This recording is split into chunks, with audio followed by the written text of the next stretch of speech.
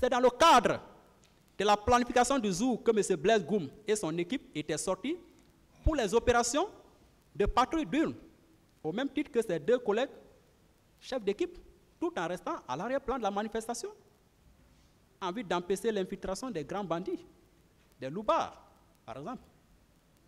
Donc le fait d'aller, ce n'est pas un crime, ce n'est pas une infraction. On ne peut pas retenir cela contre le colonel Blaise.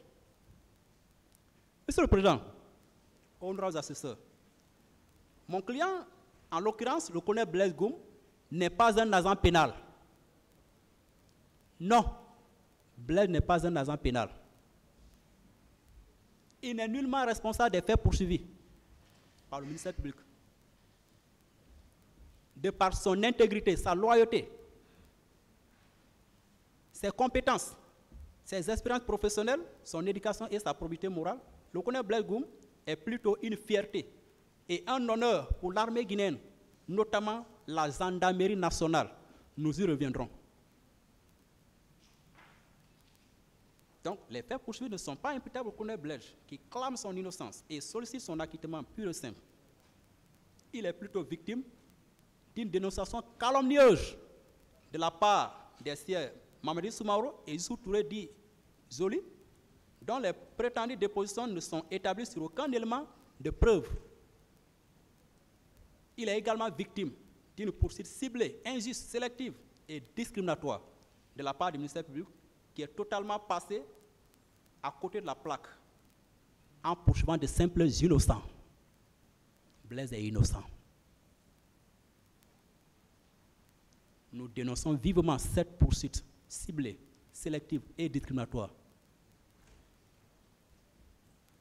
Je veux m'intéresser à ce courrier, puisqu'ils ont fait état dans leur réquisition. Je veux m'intéresser à ce courrier. Le courrier numéro 042, en tout cas le courrier qui a été adressé au parquet par le directeur du centre de formation de Kaléa. À la simple lecture de ce courrier, il savait que le dit courrier n'a nullement répondu même à la demande même du ministère public.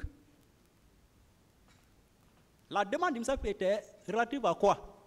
À la communication due ou des registres d'enregistrement comportant la liste exhaustive des recrues reçues pour une formation au centre d'instruction à Kaléa en 2009.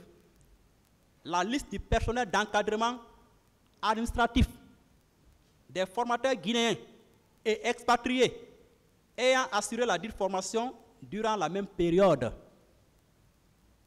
En réponse, la réponse au courrier du parquet n'est pas celle de produire un tableau chronologique des directeurs qui se sont succédés à la tête du centre de formation de Kaléa de 2008 à nos jours.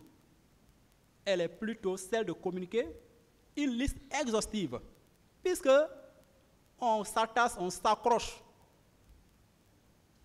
comme disait mon collègue Hassan Kaba, aux fameuses recrues de Kaléa.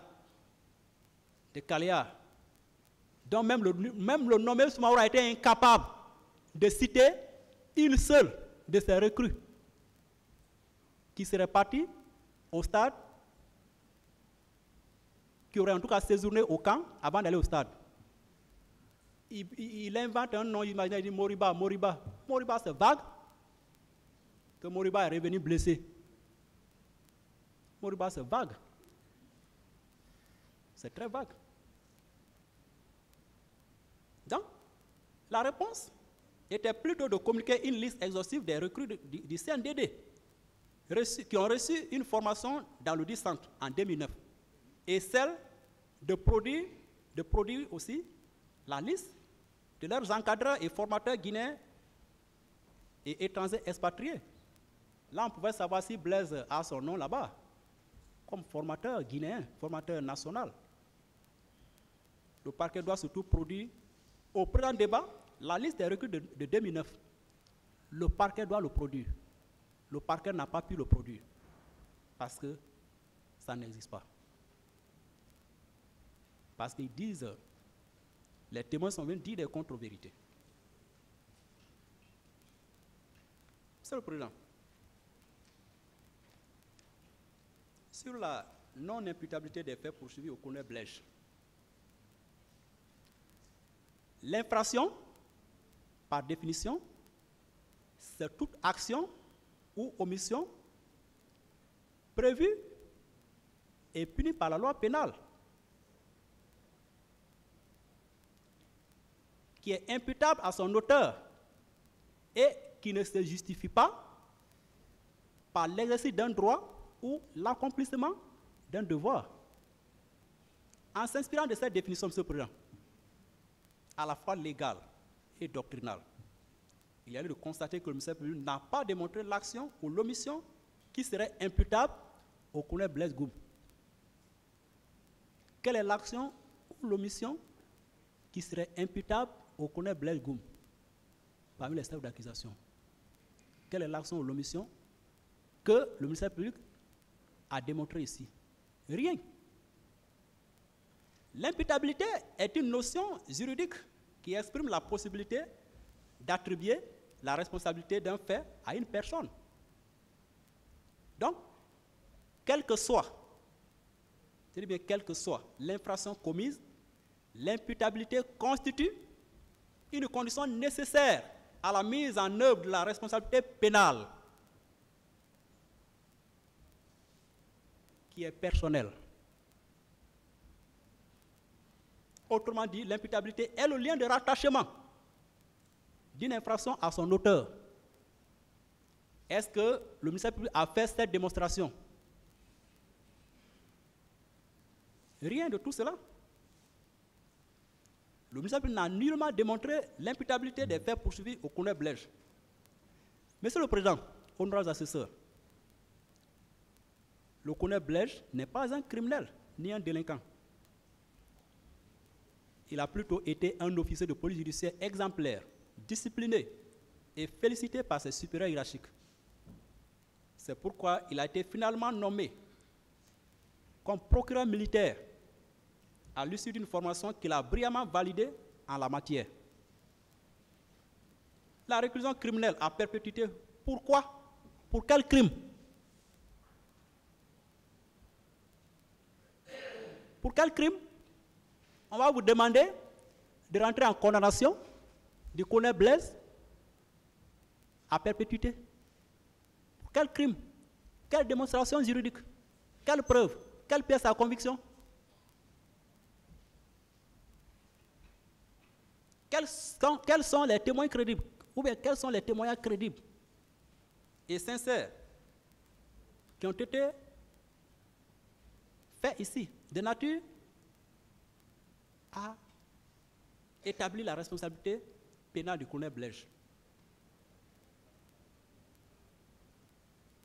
Sur les éléments audiovisuels, les éléments vidéo et audio présentés au débat, mais aucun de ces éléments n'a incriminé le colonel Blaise. Les vidéos que nous avons tous suivies ici, ou bien visionnées ici, les audios, aucun élément n'incrimine le colonel Blaise. Aucun. Aucun de ces éléments ne prend le colonel Blaise. Par exemple, aucune vidéo ne prend le colonel Blaise en train de commettre personnellement une quelconque infraction à la loi pénale ou de donner des ordres ou des instructions à l'un des gendarmes stagiaires de son équipe d'alors à dessein de commettre les faits poursuivis. Aucun. Par ailleurs, Monsieur le Président, parlant en tout cas de la moralité, des expériences professionnelles du colonel Blaise, des témoins ont confirmé ici. Le général Ibrahima Baldé, qui est un ami de promotion du colonel Blaise, et le commandant Sori Kondé, lors de leur déposition ici, ça c'était devant tout le monde, à l'audience publique même, devant le tribunal de ces sièges, ils ont reconnu, ils ont confirmé la compétence, les expériences professionnelles et la propriété morale du colonel Blaise Goum. Lorsque, monsieur le procureur, pour qui j'ai un respect très profond, ce procureur Sidiki a demandé au colonel, au général Baldé, de lui parler du colonel Blaise. Il a d'abord tressailli de joie. Il a dit, oh, il a tressailli de joie parce qu'il est tellement fier des prouesses, de la moralité, du savoir-vivre et du savoir-faire du colonel Blaise. Il a tressailli de joie. Avant de s'exprimer en ces termes, vous voulez m'amener à noter Blaise? Il continue, il dit, hé Blaise, tellement qu'il est fier de lui. Pour le général Ibrahima Baldé, le colonel Blaise Goum est un ami de promotion, une satisfaction, un produit ou fruit provenant de lui-même, un chrétien au vrai sens du mot, un élément sur qui il s'est appuyé dans l'organisation et le fonctionnement de la police judiciaire au sein de la gendarmerie nationale et pour la qualification du personnel gendarme par la formation. Quelle notation! Et c'est la réalité. Il le dit avec conviction, c'est ça la réalité. Cette notation ou appréciation de la part du général Ibrahima Baldé, qui était son chef d'état-major d'alors, qui est aussi son ami de promotion, qui connaît réellement qui est l'homme, qui est le colonel Blaise, cette notation ou appréciation constitue une confirmation des expériences professionnelles et de la probité morale du colonel Blaise Goum. Sori Condé, après avoir reconnu la probité morale de son ancien collègue de service, je lui ai posé la question de savoir comment se fait-il que vous étiez 3 chefs d'équipe, vous êtes tous allés à l'esplanade du stade, et aujourd'hui, Blaise est dans le box des accusés, et vous êtes dans la colonne des témoins. Je l'ai même dit, honnêtement, en âme et conscience, où vous pouvez classer, si on vous disait de faire un classement entre les deux colonnes, colonne des accusés, colonne des témoins, où vous pouvez classer le colonel Blaise. En réponse, qu'est-ce qu'il a dit? Il a attribué la présence du colonel Blaise dans le box des accusés à l'effet du destin. Ils étaient encore satisfaits à plus d'un titre. Il dit que, maître, c'est le destin. C'est le destin. Effectivement, c'est le destin. Sinon, il ne mérite pas dans ce box, il ne mérite pas d'être dans ce box. C'est pour vous dire que le colonel Blaise Goum n'a commis aucun acte pénalement condamnable pour mériter ce box des accusés. Donc, à l'instar du général Baldé, le colonel Blaise est plutôt un officier national respectueux des droits humains. Les qualités et formations professionnelles du colonel Blaise, ainsi que ses vertus chrétiennes et morales, ne lui permettent pas de porter atteinte à l'intégrité physique de qui que ce soit. Et le ministère public n'a exhibé aucun élément en la matière. Une information judiciaire ou instruction préparatoire qui a biaisé le droit et une poursuite ciblée, sélective et discriminatoire, telle est la physionomie de cette procédure, Monsieur le Président. Telle est la physionomie de cette procédure. À l'ouverture des débats dans la présente affaire, la défense a vivement dénoncé les irrégularités, les violations graves des droits des accusés. Mais bon, le tribunal a rejeté, nous sommes partis au fond, mais au fond, on n'a rien trouvé, en tout cas contre le colonel Blaise. On n'a rien trouvé contre lui. L'expression des sentiments ou des émotions de M. le procureur par des pleurs ne constitue nullement un élément de preuve en matière pénale. Les pleurs là ne sont pas des preuves. Le fait pour un parquetier de pleurer à la fin de ses réquisitions, ce n'est pas une preuve qui peut être retenue contre Blaise. Ce sont ses émotions, ses sentiments à lui. Et ce ne sont pas des preuves.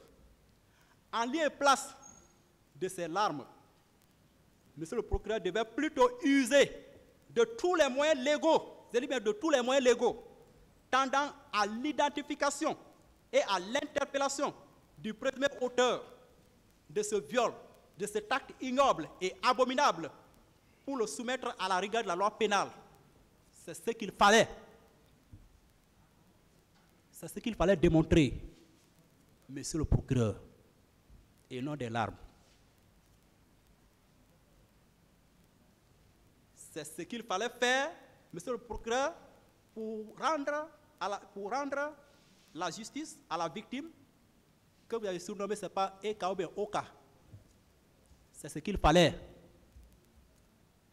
Monsieur le Président, honorable membre du tribunal, ne vous laissez pas distraire ou perturber par les larmes du ministère public, qui a raté sa cible, qui a failli à sa mission de poursuite. Il a tapé poteau dans cette procédure, comme le dit l'humoriste Adama Daiko dans son émission Défendre les 50 000. Il a tapé poteau.